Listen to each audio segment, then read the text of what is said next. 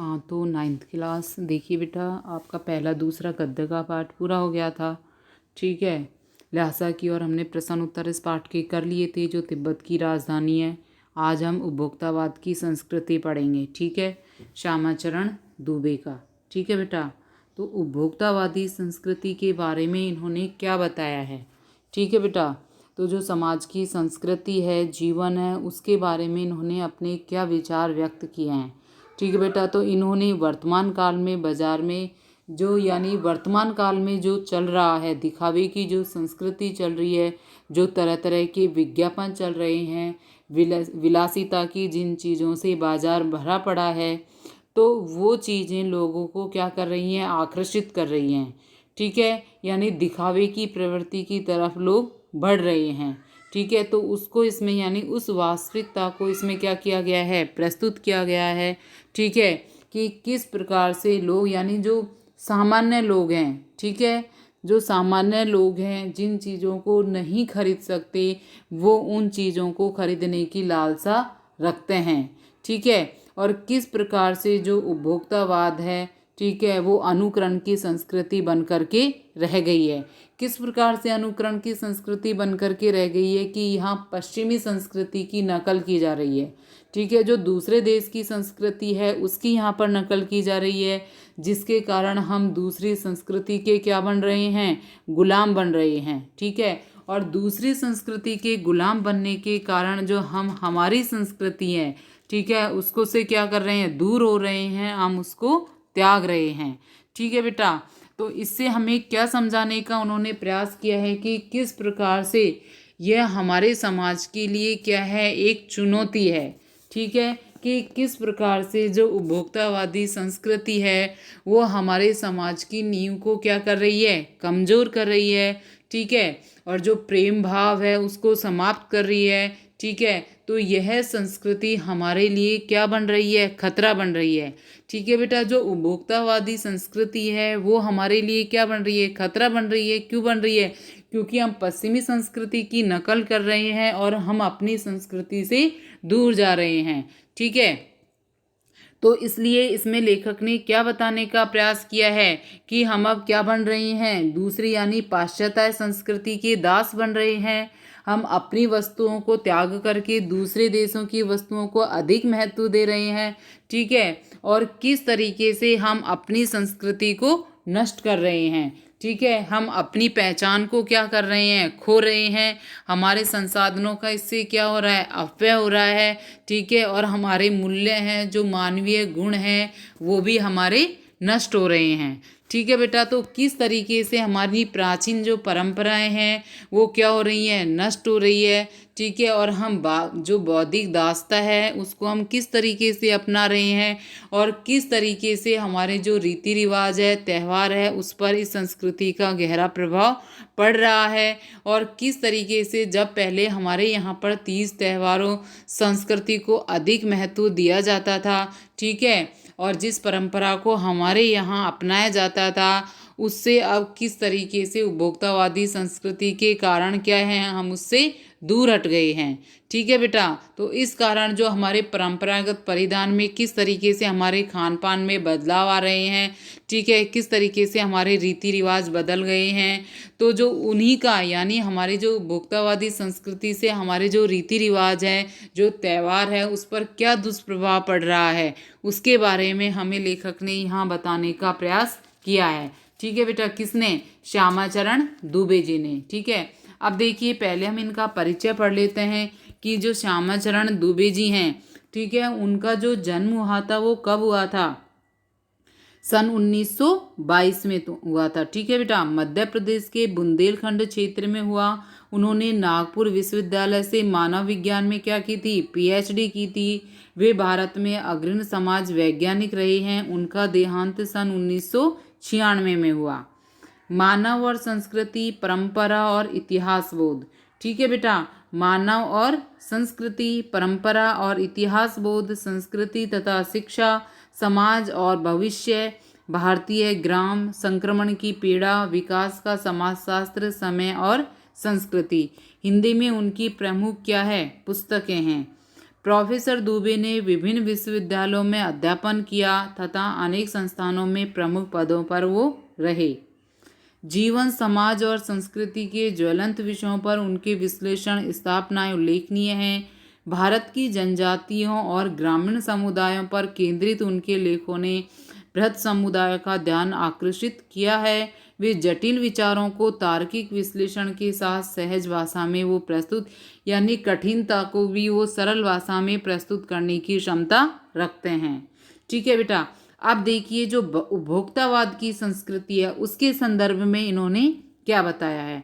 ठीक है, तो उपभोक्तावाद की संस्कृति निबंध बाजार की गिरफ्त में आ रहे समाज की वास्तविकता को इन्होंने प्रस्तुत किया है कि किस तरीके से वर्तमान काल में बाजार की गिरफ्त में आ रहे समाज की वास्तविकता को इन्होंने प्रस्तुत किया है कि किस तरीके से आज के लोगों के लिए सुख की व्याख्या यानी सुख की परिभाषा बदल गई है और लोग किस तरीके से जो दिखावटी वस्तुएं हैं, ठीक है, जो आकर्षण हैं, उनकी किस में आकर के यानी उनके कारण ये जो उपभोग की यानी वस्तुएं हैं उनको खरीद रहे हैं और जो विलासिता की जो सामग्री है उनसे आज बाजार भरा हुआ है।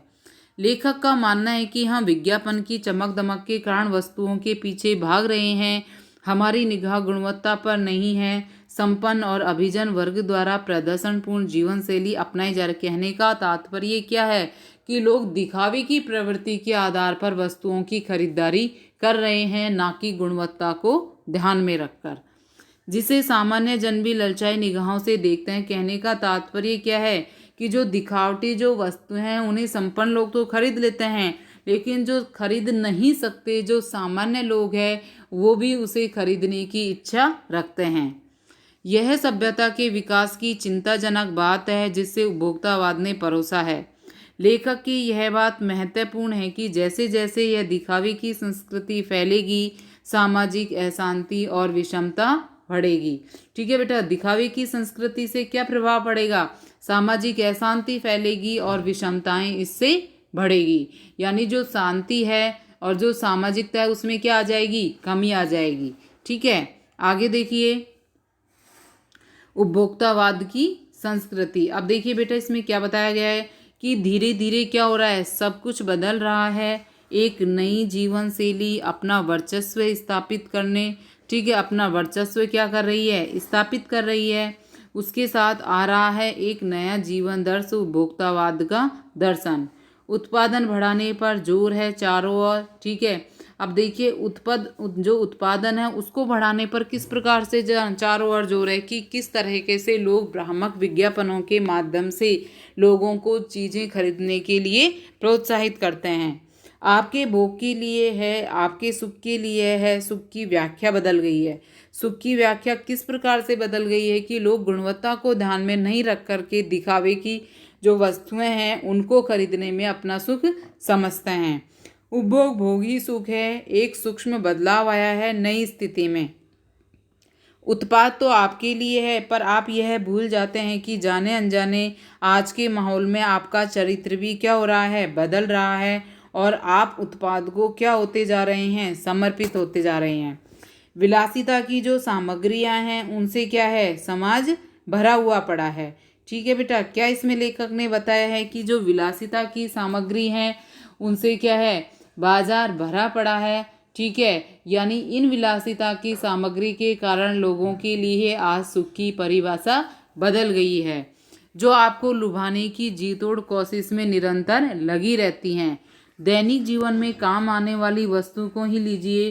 टूथपेस्ट चाहिए, यह दांतों को मोती जैसा चमकीला बनाता है, यह मुंह की दुर्गंध हटाता है, यह मसूड़ों को मजबूत करता है, यह पूर्ण सुरक्षा देता है। वह सब करके जो 3-4 पेस्ट अलग अलग करते हैं, किसी पेस्ट का मैजिक फार्मूला है, कोई बबूल या नीम के गुणों से भरपूर है, कोई ऋषि मुनियों द्वारा स्वीकृत तथा मान्य वनस्पति और खनिज तत्वों के मिश्रण से बना है, जो चाहे चुन लीजिए। यदि पोस्ट अच्छा है तो ब्रूस भी अच्छा होना चाहिए। आकार, रंग, बनावट, पहुँच और सफाई की क्षमता में अलग अलग। एक से बढ़कर एक मुंह की दुर्गंध से बचने के लिए माउथ वॉश भी चाहिए। सूची और भी लंबी हो सकती है पर इतनी चीज़ों का ही बिल काफ़ी बड़ा हो जाएगा क्योंकि आप शायद बहुविज्ञापित हैं। कीमती ब्रांड खरीदना ही पसंद करेंगे। सौंदर्य प्रसाधनों की भीड़ तो चमत्कार कर देने वाली है। ठीक है, हर माह उसमें नए नए उत्पाद जुड़ते जाते हैं। साबुन ही देखिए, एक में हल्की खुशबू है और दूसरे में क्या है, तेज है। ठीक है, देख दिन भर आपके शरीर को तरोताज़ा रखता है, दूसरा पसीना रोकता है, तीसरा जर्म से हमारी सुरक्षा करता है। और यह लीजिए सीने स्टार के सौंदर्य का रहस्य है, उनका मनपसंद साबुन। यानी कहने का तात्पर्य क्या है कि किस तरीके से जो लोग हैं वो आकर्षक विज्ञापन दिखा करके लोगों को क्या करते हैं, भ्रमित करते हैं। ठीक है, तो यह लीजिए सीने स्टार के सौंदर्य का रहस्य, उनका मनपसंद साबुन। सच्चाई का अर्थ समझना चाहते हैं तो यह लीजिए, शरीर को पवित्र रखना चाहते हैं तो यह लीजिए शुद्ध गंगा जल से बनी साबुन। चमड़ी को नर्म रखने के लिए यह लीजिए, महंगी है पर आपके सौंदर्य में ये निखार ला देगी। संभ्रांत महिलाओं की ड्रेसिंग टेबल पर 30-30 हजार की सौंदर्य सामग्री होना तो मामूली सी बात है। यानी जो संपन्न महिलाएं होती हैं, ठीक है, उनकी टेबल पर महंगी वस्तुएं होना आश्चर्य की बात नहीं है। ठीक है, आगे देखिए, पेरिस में परफ्यूम मंगाइए। यानी पेरिस से क्या मंगाइए, परफ्यूम मंगाइए। इतना ही और खर्च हो जाएगा। ये प्रतिष्ठा चिन्ह है, समाज में आपकी हैसियत जताते हैं। पुरुष भी इसकी दौड़ में पीछे नहीं है। पहले उनका काम साबुन और तेल से चल जाता था, आफ्टर शेव और कॉलन बाद में आए। अब तो इस सूची में 2 दर्जन चीज़ें और जुड़ गई हैं। ठीक है, आगे देखिए, छोड़िए इस सामग्री को, वस्तु और परिधान की दुनिया में आइए। जगह जगह बुटीक खुल गई हैं, नई नई डिजाइन के परिधान बाजार में आ गई हैं। ये ट्रेंडी हैं और महंगे भी। पिछले वर्ष के फैशन इस वर्ष शर्म की बात है। घड़ी पहले समय दिखाती थी, उससे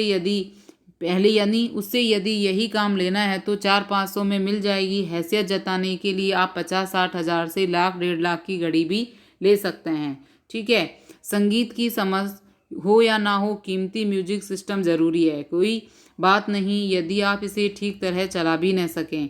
कहने का तात्पर्य क्या है कि इसमें दिखावे की प्रवृत्ति के बारे में बताया गया है। ठीक है बेटा, यानी 400-500 की घड़ी और जो म्यूजिक सिस्टम है इसके माध्यम से क्या बताया गया है, दिखावे की प्रवृत्ति के बारे में इसमें बताया गया है। कंप्यूटर काम के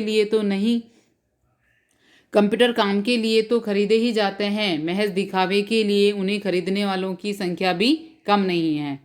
खाने के लिए 5 सितारा होटल है, वहाँ तो आप विवाह भी होने लगे हैं। बीमार पड़ने पर 5 सितारा अस्पतालों में आइए। सुख सुविधाओं और अच्छे इलाज के अतिरिक्त यह अनुभव काफ़ी समय तक चर्चा का विषय भी रहेगा। पढ़ाई के लिए 5 सितारा पब्लिक स्कूल है, शीघ्र ही शायद कॉलेज या यूनिवर्सिटी भी बन जाए। भारत में तो यह स्थिति अभी नहीं आई, पर अमेरिका और यूरोप के कुछ देशों में आप मरने से पहले ही अपने अंतिम संस्कार और अनंत विश्राम का प्रबंध भी कर सकते हैं एक कीमत पर। आपकी कब्र के आसपास सदा हरी घास होगी, मन चाहे फूल होंगे, चाहे तो वहाँ फव्वारे होंगे, मंद ध्वनि में निरंतर संगीत भी। और कल भारत में भी यह संभव हो सकता है। यानी कहने का तात्पर्य इसमें क्या बताया गया है कि किस तरीके से यहाँ दिखावे की प्रवृत्ति पर व्यंग किया है लेखक ने। ठीक है बेटा, क्या किया है, दिखावे की प्रवृत्ति पर यहाँ व्यंग किया है। और उन्होंने बताया कि किस तरीके से ये चीज़ें आज तो किस में हो रही हैं, विदेश में हो रही हैं, पर हो सकता है कि ये कल भारत में भी हो सकती हैं।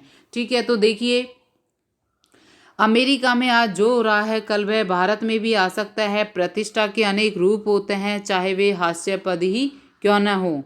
यह एक छोटी सी झलक उपभोक्तावादी समाज की, यह विशिष्ट जन का समाज है, पर सामान्य जन भी इसे ललचाई निगाहों से देखते हैं। उनकी दृष्टि में एक विज्ञापन की भाषा में यही है राइट चॉइस वे भी। ठीक है बेटा, अब देखिए इसमें किस तरीके से क्या बताने का प्रयास किया है कि इसमें संपन्न लोग तो उपभोक्तावादी संस्कृति को बढ़ावा दे ही रहे हैं, लेकिन जो सामान्य जन है वो भी इसको बढ़ावा देने की कोशिश कर रहे हैं। ठीक है, वो तो सब तरह की वस्तुएं खरीदने में सक्षम होते हैं। ठीक है, जो संपन्न परिवार के लोग होते हैं वो सब तरह की वस्तुएं खरीदने में सक्षम होते हैं, लेकिन जो सामान्य जन है, ठीक है, वो उन्हें खरीदने में सक्षम नहीं होते हैं, लेकिन वो खरीदने की इच्छा रखते हैं। ठीक है बेटा, आगे देखिए। अब देखिए इसमें एक क्या किसके बारे में बताया गया है, विज्ञापन के बारे में बताया गया है कि मोती जैसे दांत पूर्ण सुरक्षित गुणों से भरपूर, एक के साथ एक फ्री है, सुपर ऑफर है। ठीक है, बिस्किट के बारे में यहाँ बताया गया है, साबुन के बारे में बताया गया है, शीतल जल के बारे में बताया गया है। कहने का तात्पर्य क्या है कि भ्रामक विज्ञापनों के माध्यम से यहाँ लोगों को भ्रमित करने का प्रयास किया जा रहा है। ठीक है बेटा, तो आगे है वो हम कल पढ़ेंगे।